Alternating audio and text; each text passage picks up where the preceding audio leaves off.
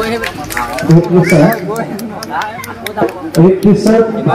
এবাৰ বিহুৰ ডাঙৰি বাখী ৰাইজে নতুন ৰূপত দেখিছো। আগতে ইয়াত আমি দেখি আছো তুমি সৰু বিহুটি বা মৌ কৰি নাচা, হঠাতে ঢোল বাদনলৈ আহিলে কিয়?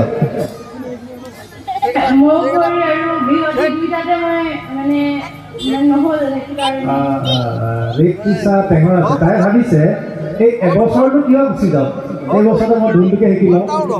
বুজি লওঁ আমাৰ তোমাৰ প্ৰতি শুভেচ্ছা আছে, আশীৰ্বাদ আছে।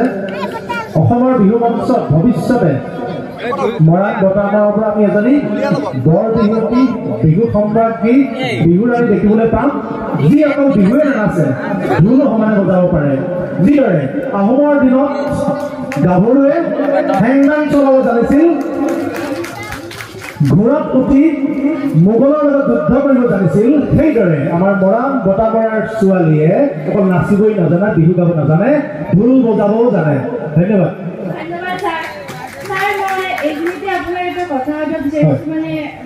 গম পোৱা নাছিলো ভালকে, যিহেতু মই বিহু নাচি আছো, এতিয়া ঢোল বজাইছো, সেইটো কাৰণে মানে ঢুলীয়াসকলেতো বিশেষকে চুৰিয়া পিন্ধি ঢোল বজায়, কিন্তু মই তেতিয়া ছোৱালী এতিয়া বঢ়িয়া। তুমি যিটো কৰিছা মই তোমাক কম বুলি ভাবিছিলোৱে, তুমি আটাইতকৈ ভাল কামটো কৰিছা। আজিকালি বহুত ছোৱালীয়ে ধুতি পিন্ধি ঢোল বজাইছে, কিন্তু অসমীয়া পৰম্পৰাত মই আজিলৈকে ধুতি পিন্ধা ছোৱালী ঢুলীয়া নতুনকৈ দেখিছোঁ। ইয়াৰ আগতেও ছোৱালী ঢোল বজাইছে, অসমৰ ইতিহাস আছে। অসম ঢুলীয়া সন্থাৰ সভাপতি মহেন্দ্ৰ চুতীয়াৰ ছোৱালীয়ে ঢোল বজায়, কিন্তু মেখেলা চাদৰ পিন্ধিয়ে বজায়। তুমি কোনোবা ল'ৰাই ছোৱালীৰ নিচিনা নাচিব পাৰে, কিন্তু ল'ৰাই মেখেলা চাদৰ পিন্ধি কেতিয়াবা বিহুত নচা দেখিছা?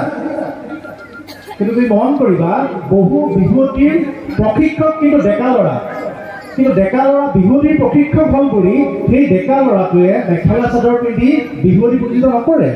তুমি ঢুলীয়া প্ৰতিযোগিতা কৰিছা, একো আপত্তি নাই, কিন্তু তুমি মেখেলা চাদৰ পিন্ধি কৰিছা, এইটোত আমি সন্তুষ্টি লাভ কৰিছোঁ, আমি সকলোৱে ভাল পাইছোঁ।